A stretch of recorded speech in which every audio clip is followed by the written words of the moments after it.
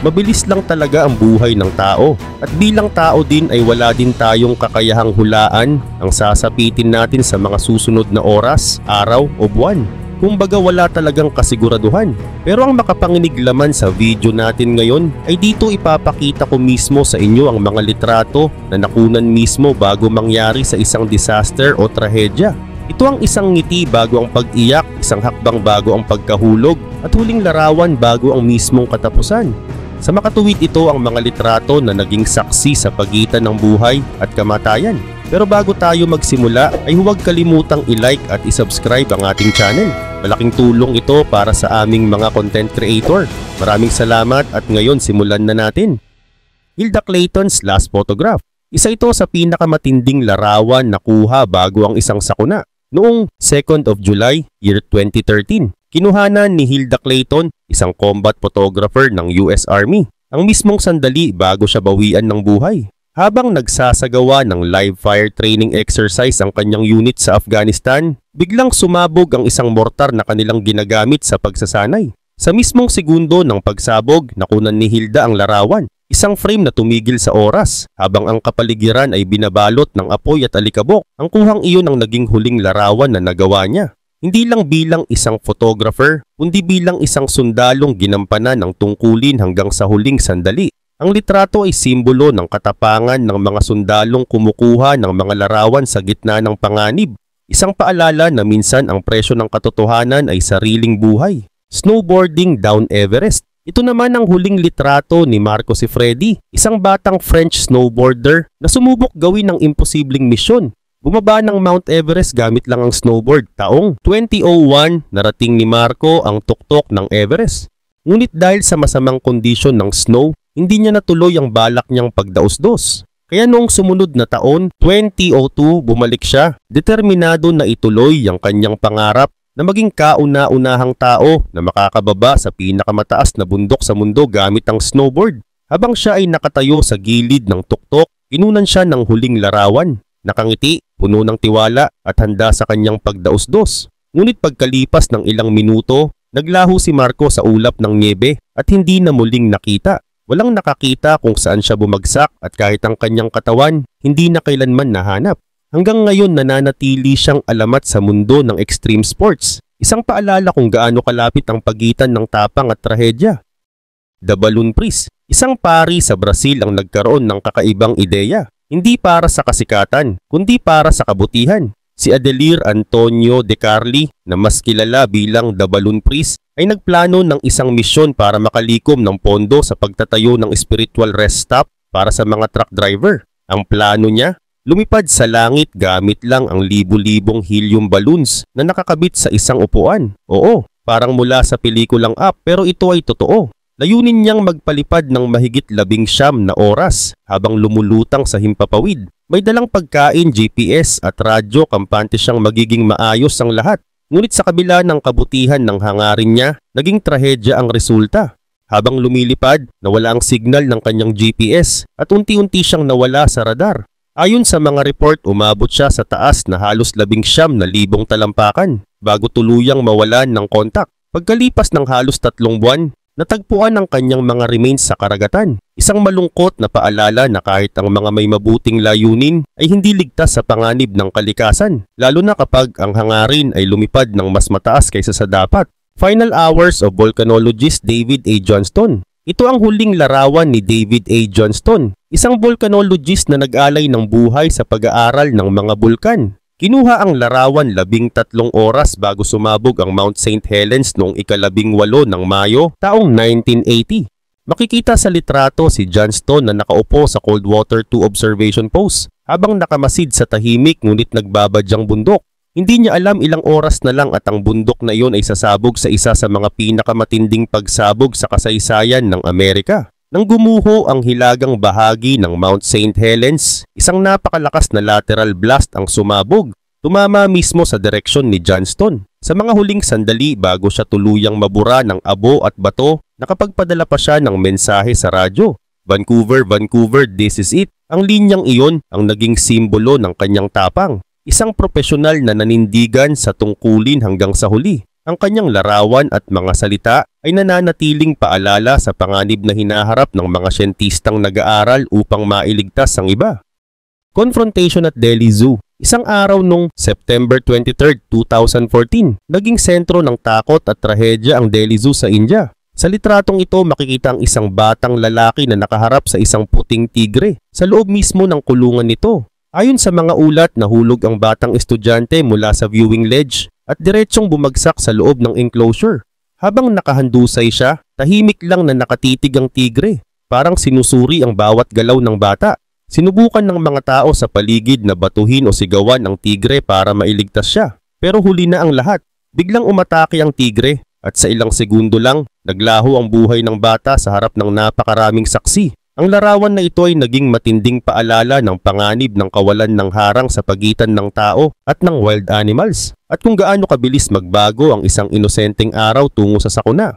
Heart-stopping wedding moment in Lebanon. Isang araw na dapat puno ng saya at pag-ibig, biglang naging saksi sa trahedya. Sa Beirut, Lebanon, si Mahmoud Naqib, isang wedding photographer, ay abala sa pagkuha ng mga larawan ng bagong kasal. Si Isra Seblani, isang maganda at masayang bride na nakatayo sa may baybayin. Habang binubuo ni Naqib ang perpektong shot, isang malakas na pagsabog ang yumanig sa buong lungsod. Ang Beirut explosion na sumabog noong 2020. Mula sa katahimikan at ngiti ng kasal, biglang nagdilim ang langit at ang kamera ni Naqib ay nakarecord ng mismong sandali ng pagkawasak.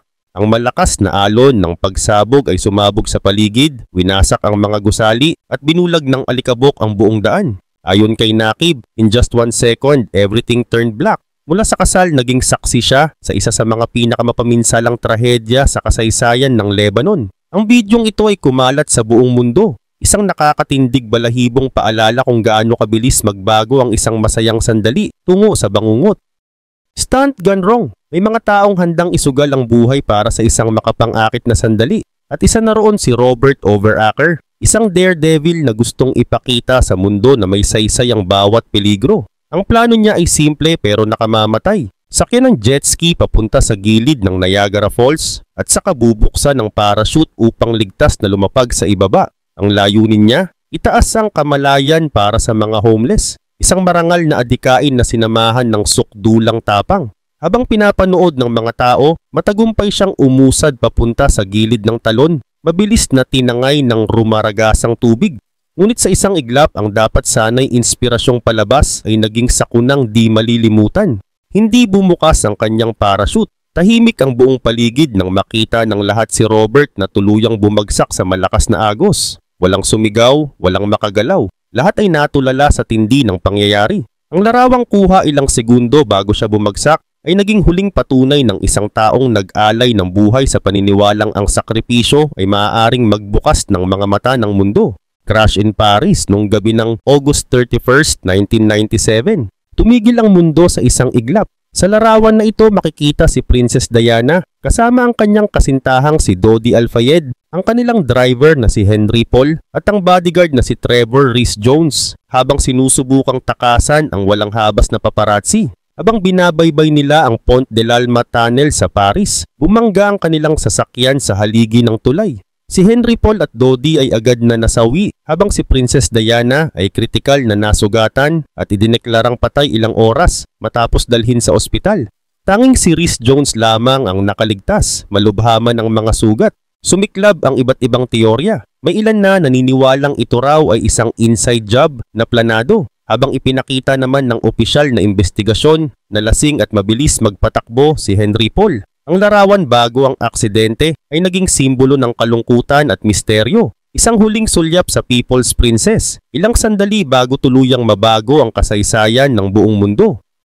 Hot air balloon crash. Ang mga hot air balloon ay madalas simbolo ng kalayaan. Ang pakiramdam ng paglutang sa himpapawid habang tanaw ang buong mundo sa ibaba. Ngunit para sa 10 pasahero sa Carterton, New Zealand noong 2012, ang isang umagang puno ng saya ay nauwi sa trahedya. Habang pababa na ang lobo matapos ang matagumpay na paglipad, napansin ng piloto na masyado silang napalapit sa mga kable ng kuryente. Sa halip na magpaibaba gamit ang emergency system, pinili niyang itaas pa ang balloon para makaiwas. Ngunit sa isang iglap tumama ang malaking basket sa mga kable at sumiklab ang apoy. walang nagawang makatakas. Ang mga saksi sa lupa ay nakakita ng isang napakagandang tanawin na biglang naging impyerno sa langit. Ang trahedyang ito ay nagsilbing paalala ng panganib sa likod ng mga adventure na madalas nating nakikitang ligtas at romantiko. Sa bawat pag-akyat sa ulap, laging may kasamang tanong, hanggang saan ang tapang at hanggang saan ang tadhana?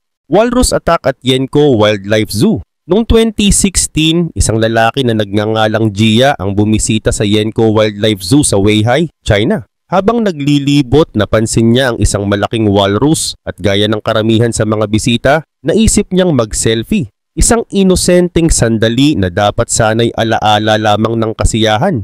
Ngunit sa ilang segundo, naging bangungot ang lahat. Habang nag-aayos ng kamera, biglang inabot ng walrus si Jia gamit ang makapangyarihan nitong panga. At hinila siya papasok sa tubig. Sa takot at gulat, tumalon ang tagapag-alaga na may 10 taong karanasan upang iligtas siya. Ngunit sa kasamaang palad, pareho silang nalunod sa loob ng enclosure. Ang larawang kuha bago ang insidente ay nagpapakita ng isang taong masayang nagpo-pose, walang kamalay-malay sa panganib na ilang segundo na lang ay babalot sa kanya. Isa itong mabigat na paalala na sa mundo ng mga hayop, kahit sa zuman, ang hangganan sa pagitan ng kabighanian at kapahamakan ay manipis lamang. Last Stunt of Kashin. Si Kashin, isang kilalang Russian parkour enthusiast, ay nakilala sa social media dahil sa kanyang mga nakakakilabot at mapanganib na stunt. Walang takot siyang tumatalon sa pagitan ng matataas na gusali, gumagawa ng backflip sa gilid ng mga bubong at madalas ay wala ni anumang safety gear. Para sa kanya, ang bawat talon ay simbolo ng kalayaan, isang patunay ng kontrol sa sariling takot. Ngunit noong July 2013, nagbago ang lahat. Habang sinusubukang mag-backflip sa bubong ng isang 16-story building, nadulas siya sa gitna ng pag-ikot at nahulog. Ang kanyang kaibigan, na noon ay kumukuha ng larawan, ay nakunan mismo ang sandali bago siya bumagsak. Isang litrato na kalaunan ay naging viral at nagsilbing paalala sa panganib ng ganitong mga stunt. Matapos ang trahedya, nagpasya ang mga magulang ni Kashin na ipalabas ang larawan sa publiko, hindi para sa kasikatan kundi upang magbigay babala sa kabataan. Minsan ang tapang ay hindi nasusukat sa kung gaano kataas ang iyong tatalunin, kundi sa kung gaano mo kayang pigilan ang sarili mong sumugal sa buhay. The Tragic Andes Survival. Isa ito sa pinakakilalang kwento ng kaligtasan sa kasaysayan, ang pagbagsak ng Uruguayan Air Force Flight 571 noong 1972 sa Andes Mountains. Ang larawan na kuha bago ang aksidente ay nagpapakita ng mga pasahero na nakangiti, walang kamalay-malay sa bangungot na naghihintay. May 45 sakay sa eroplano, ngunit 33 lang ang unang nakaligtas matapos bumagsak sa yelo at bato. Habang lumilipas ang mga araw, ang malamig na hangin at gutom ay pumatay sa marami pa. Hanggang 16 na katao na lang ang natira. Pagkalipas ng 10 araw, itinigil ng mga rescuer ang paghahanap, iniisip na wala ng buhay. Ngunit hindi sumuko ang ilan. Sa loob ng 72 araw, ginamit nila ang mga parte ng eroplano para mabuhay. At sa desperasyon, kumain sila ng laman ng mga kasamahan nilang namatay. Isang desisyong imposibleng paniwalaan. Ngunit ginawa nila upang manatiling buhay. Sa huli, 2 lalaki ang nakalabas sa bundok at nakahanap ng tulong. Ang pagkakaligtas ng 16 ay naging simbolo ng pag-asa, lakas at sakripisyo ng tao. Hanggang ngayon ang kuha bago ang pagbagsak ay nananatiling isa sa pinaka-nakakatindig balahibong larawan sa kasaysayan, ang ngiti bago ang bangungot. Ronaldo Doa's final moment. Isang tahimik na New Year's Day sa Pilipinas ang biglang nauwi sa trahedya. Si Ronaldo Doa, isang kilalang lokal na politiko, ay masayang nagdiriwang kasama ang kanyang pamilya. Habang kinukuhanan ng litrato ang kanyang asawa at mga anak, isang lalaking may baril ang biglang lumitaw sa likuran niya. Walang nakapansin agad sa panganib at sa mismong sandali ng pag-click ng kamera, nakuhanan ng eksaktong sandali bago siya barilin. Ang larawan ay malinaw na nagpapakita ng ngiti ni Ronaldo. Walang kamalay-malay na ilang segundo na lang ay buburahin ng bala ang lahat. Ang larawan ay naging ebidensya ng krimen at isang nakakatakot na paalala kung gaano kabilis magbago ang buhay. Sa isang iglap, ang isang masayang alaala ng pamilya ay naging simbolo ng biglaan at malupit na kapalaran. Hanggang ngayon, ang larawang iyon ay patuloy na nagpaparamdam ng bigat. Hindi lang dahil sa pagkamatay ni Doa, kundi dahil pinapaalala nitong walang sinuman ang tunay na ligtas sa sandaling may masamang balak ang iba. Final Moments in Alaska. Sa gitna ng malamig at mapanganib na kagubatan ng Alaska, nakilala si Timothy Treadwell, ang tinaguriang grizzly man. Mahigit 13 taon niyang ginugol ang bawat tag-init kasama ang mga wild bears. Naniniwalang may pagkakaibigan sa pagitan ng tao at hayop. Ngunit noong October 2003 nagbago ang lahat. Kasama ang kanyang kasintahang si Amy Huguenard, bumalik siya sa kampo upang magpatuloy sa kanyang pag-aaral sa mga bears. Hindi nila alam ang kamera ni Timothy ay naka-on sa mga huling sandali ng kanilang buhay. Habang pinipilit niyang lapitan ang isang bear, bigla itong naging agresibo at umatake. Ang recorder ay nakakuha ng tunog ng sigaw at kaguluhan. Isang nakakapanindig balahibong alaala ng panganib ng kalikasan. Matapos ang ilang araw natagpuan ng mga ranger ang kanilang katawan at ang sirang kamera, ang tanging witness sa huling sandali ng magkasintahan. Si Treadwell ay nanatiling kontrobersyal, bayani para sa ilan, hangal para sa iba. Ngunit sa huli ang kanyang kwento ay paalala na ang ligaw na kalikasan ay hindi kailanman dapat tratuhin na parang kaibigan, sapagkat sa mata ng isang bear, ang tao ay bisita lamang. Windmill hug. 4 na engineer ang nagsasagawa ng routine maintenance sa isang napakataas na wind turbine sa Netherlands. Isang ordinaryong araw lang sana ito sa trabaho, hanggang sa isang biglaang apoy ang sumiklab sa tuktok ng istruktura. 2 sa kanila ay nakaligtas, ngunit 2 engineer ang naiwan sa itaas, mahigit 100 metro mula sa lupa. Walang paraan para makababa o makatakas sa apoy. Habang lumalaki ang apoy, isang nakakapangilabot na litrato ang nakunan. Ang 2, yakap ang isa't isa. Mahigpit, parang alam nilang iyon na ang huling pagkakataon. Makikita sa larawan ang takot sa kanilang mga mata, ngunit may halong katahimikan at pagkapit sa isa't isa. Sa mga sandaling iyon, wala nang makakapigil sa trahedya. Tanging pag-ibig, tapang at pag-asa ang natira sa kanila. Ilang minuto lang ang lumipas at ang apoy ay nilamon ng buong turbine. Ang larawang iyon ay naging simbolo ng sakripisyo at pagkakapit sa gitna ng kawalan ng pag-asa. Isang imahe ng 2 taong piniling magkasamang harapin ng katapusan. Last performance. Sa mundo ng mga palabas at panganib, si Alican Samsudin, mas kilala bilang The Snake King ng Malaysia, ay isang alamat. Mahigit 25 taon siyang nagpakitang gilas sa harap ng mga tao. Humahawak ng mga makamandag na ahas at alakdan na parang ordinaryong laruan. Ngunit sa isang palabas sa Kuala Lumpur, nagbago ang lahat. Habang hawak niya ang isang malaking king cobra, bigla itong umatake at kinagat siya sa kamay. Sanay na si Samsudin sa mga ganitong insidente, ngunit sa pagkakataong ito, iba ang nangyari. Masyadong malakas ang lason. Dinala siya agad sa ospital pero hindi na siya nailigtas. Ang kanyang huling litrato ay nagpapakita sa kanya na nakangiti pa. Hawak ang ahas. Hindi alam na yon na pala ang huli niyang palabas. Pagkatapos ng kanyang pagkamatay, ang kanyang anak na si Amjad Khan ang nagpatuloy ng kanilang tradisyon. Ipinangakong ipagpapatuloy ang pangalan ng kanilang pamilya. Ang kwento ni Samsudin ay hindi lang tungkol sa tapang, kundi paalala na kahit ang mga sanay sa panganib ay may hangganan din ang kapalaran. The McQuilkin Brothers noong August 20, 1975. Isang tila normal na araw sa Sequoia National Park ang nagbigay daan sa isa sa mga pinakanakakakilabot na litrato sa kasaysayan. Makikita sa larawan sina Michael at Sean McQuilkin, magkapatid na nagpo-pose malapit sa Moro Rock. Parehong nakangiti, walang kamalay-malay sa panganib na ilang segundo na lang ay sasapit. Sa litrato nakataas ang kanilang buhok tila na kuryente. Isang malinaw na babala na malapit nang tumama ang kidlat. Hindi nila alam, ang ganoong senyales ay indikasyon na may napakalakas na static electricity sa paligid at anumang sandali ay pwedeng tamaan ng kidlat. At nangyari nga, tumama ang kidlat sa kanilang lugar, tinamaan silang pareho at himalang nakaligtas. Ang litrato ay nagsilbing babala sa buong mundo tungkol sa panganib ng pagtayo sa mga bukas na lugar tuwing may bagyo. Ngayon itinuturing ito bilang isa sa mga pinaka-iconic na larawan na nagligtas ng maraming buhay dahil sa aral na dala nito.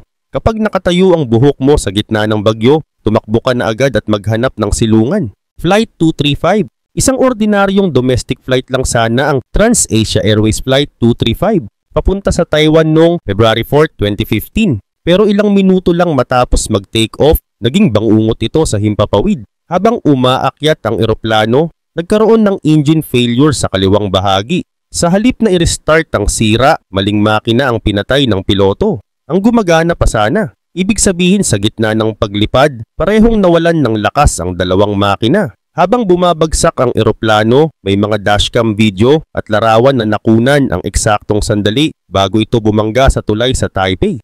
Sa imahe, makikita ang isang pakpak ng eroplano na sumayad sa isang taxi bago tuluyang lumagapak sa ilog sa ibaba. Mahigit 43 tao ang namatay, habang 2 sa taxi ang nasugatan ngunit nakaligtas. Ang larawang iyon na nagpapakita ng eroplano sa gitna ng pagbagsak ay isa sa mga pinakanakakatakot na sandaling naidokumento. Isang paalala kung gaano kabilis magbago ang takbo ng buhay. Mula sa tahimik na biyahe, patungo sa trahedyang tumatak sa kasaysayan ng aviation. Final moments of Paul Walker. Isa sa mga pinakanakapanlulumong trahedya sa Hollywood ay ang biglaang pagkamatay ni Paul Walker, ang aktor na nakilala sa pelikulang Fast and Furious. Noong November 30, 2013, isang kamera ang nakakuha ng kanyang huling mga sandali habang siya ay sumasakay sa isang Porsche Carrera GT kasama ang kanyang kaibigan na si Roger Rodas. Sa video, makikita silang tumatawa at nagbibiruan bago sumakay sa kotse. Walang bakas ng panganib, walang babala. Ngunit ilang minuto lang matapos umalis, sumalpok ang sasakyan sa isang puno at sumabog sa apoy. Ayon sa investigasyon, tumatakbo ang kotse ng mahigit 80 miles per hour. Higit pa sa pinapayagan sa lugar. Masakit isipin, pero pinaniniwalaan ng mga eksperto na buhay pa si Paul Walker pagkatapos ng impact, ngunit hindi na siya nakalabas bago tuluyang lamunin ng apoy ang sasakyan. Sa edad na 40 years old, nawala ang isang aktor na hindi lang minahal sa pelikula, kundi pati sa totoong buhay dahil sa kababaang loob at pagmamalasakit sa iba. Ang kanyang huling larawan ay hindi lang tungkol sa kamatayan, kundi isang paalala sa bilis ng buhay. Minsan isang sandali lang ang pagitan ng ngiti at trahedya. Space Shuttle Challenger disaster noong January 28, 1986. Buong mundo ang nakatutok sa paglulunsad ng Space Shuttle Challenger. Lahat ay sabik lalo na dahil bahagi ng crew ang isang guro, si Krista McAuliffe, ang unang civilian teacher na lilipad sa kalawakan. Habang kumakaway sila sa mga tao bago sumakay, walang nakakaalam na yun na pala ang huling pagkakataon nilang mabubuhay. Pagkalipas ng 73 seconds mula nang lumipad, sumabog ang Challenger sa himpapawid. Ang nakunan na litrato ng crew na nakangiti bago ang launch ay naging simbolo ng pag-asa, tapos biglang naging larawan ng pagkalungkot ng buong bansa. 7 astronaut ang nasawi at ang insidenteng ito ang kauna-unahang malaking sakuna sa kasaysayan ng US Space Program. Ipinakita ng trahedya kung gaano kapanganib ang pag-abot ng tao sa bituin at kung gaano kalaki ang kabayanihan ng mga taong handang isugal ang buhay alang-alang sa siyensya at kinabukasan. Final image of Samangunan, isa ito sa mga larawan na sabay nagbibigay ng inspirasyon at lungkot. Ang huling litrato ni Samangunan, dating miyembro ng Thai Navy SEAL na nasawi habang nililigtas ang 12 batang soccer players at ang kanilang coach na natrap sa loob ng Tam Luang Cave sa Thailand noong 2018. Kahit matagal nang retirado, voluntaryo siyang bumalik para tumulong sa operasyon. Habang nagde-deliver siya ng mga oxygen tank sa loob ng baha at madilim na kuweba, nawalan siya ng malay sa ilalim ng tubig at hindi na nakabalik sa ibabaw. Ang kanyang huling larawan kung saan makikita siyang nakangiti habang nagpe-prepare para sa misyon ay naging simbolo ng kabayanihan at sakripisyo. Ginunita siya bilang isang bayani, isang taong kahit wala ng obligasyon, piniling maglingkod at magligtas ng buhay ng iba. Ang pangalan ni Samangunan ay mananatiling nakaukit sa kasaysayan bilang paalala na ang tunay na kabayanihan ay madalas nangyayari sa mga sandaling walang nakakakita. Photo captures tragic lion attack. Sa isang wildlife safari sa South Africa, isang litrato ang nakakuha ng huling sandali bago mangyari ang isang nakakatakot na trahedya. Makikita sa larawan si Catherine Chappell, isang turista na lumapit sa bintana ng kanilang SUV para kumuha ng mas malinaw na kuha ng isang leon. Habang nakatutok ang kanyang kamera, biglang tumalon ang leon sa bintana. Sinunggaban siya nito gamit ang malalakas nitong panga. Habang nagsisigawan ng mga saksi at sinubukang iligtas siya ng kanilang safari guide. Sa desperadong pagtatangkang mailigtas si Catherine, sinuntok ng guide ang leon sa muka. Pero huli na ang lahat, pareho silang nasugatan ng malala at binawian ng buhay si Catherine sa loob ng ilang sandali. Ang nakuhang larawan bago ang insidente ay nagsilbing mabigat na paalala kung gaano kaselan at mapanganib ang kalikasan kapag hindi ito ginagalang. Minsan, ang isang simpleng larawan lang ng kagandahan ay nagiging huling alaala bago sumiklab ang trahedya. Heroic act ends in tragedy. Noong May 2013, isang simpleng araw ng kabayanihan ang nauwi sa malagim na trahedya sa Rocklin, California. Habang pauwi galing sa swimming practice ang mag-amang sina Casey Rivera at ang kanyang mga anak, napansin ni Casey ang isang inadak at ang mga sisiw nito na nahihirapan tumawid sa kalsada. Bilang isang ama at mabuting mamamayan, agad siyang bumaba ng sasakyan para tulungan ang mga ito. Nakangiti pa raw siya habang maingat na inaakay ang mga sisiw papunta sa kabilang panig ng daan. At maraming saksi ang nagpalakpakan sa ginawa niyang kabutihan. Ngunit ilang segundo lang ang lumipas, isang teenager na nagmamaneho ng kotse ang hindi nakapansin sa kanya at nasagasaan si Casey sa mismong gitna ng kalsada. Sa isang iglap, nawala ang taong may mabuting puso na gusto lang tumulong. Ang kanyang kwento ay naging paalala sa buong mundo na kahit ang pinakamaliit na kabayanihan ay may malaking halaga at minsan ang kabutihan ay may kasamang sakripisyo. Explosion disaster that shocked the world noong November 12, 1970. Isang kakaibang pangyayari ang naganap sa Florence, Oregon na hanggang ngayon ay hindi pa rin malilimutan. Isang napakalaking patay na balyena, tumitimbang ng halos 8 tonelada, ang inanod papunta sa dalampasigan. Dahil hindi alam ng mga opisyal kung paano ito aalisin, nagpasya silang pasabugin ito gamit ang kalahating toneladang dinamita. Isang plano na sa una ay tunog matalino, pero nauwi sa kabaligtaran. Sa halip na lumipad papunta sa dagat ang mga piraso ng balyena, nagsipagbagsakan ito pabalik sa lupa. Nagkalat sa buong beach sa mga kotse at maging sa mga taong nanonood. Ang eksenang ito ay na-videohan at na-broadcast sa TV. Kaya agad itong naging pinakakakaibang viral moment ng panahong iyon. Ngayon kilala na ito bilang The Exploding Whale Incident. Isang nakakatawa pero nakakagulat na aral tungkol sa mga desisyong hindi pinag-iisipan. Minsan, ang simpleng brilliant idea ay nauuwi sa pinakamalaking sablay sa kasaysayan.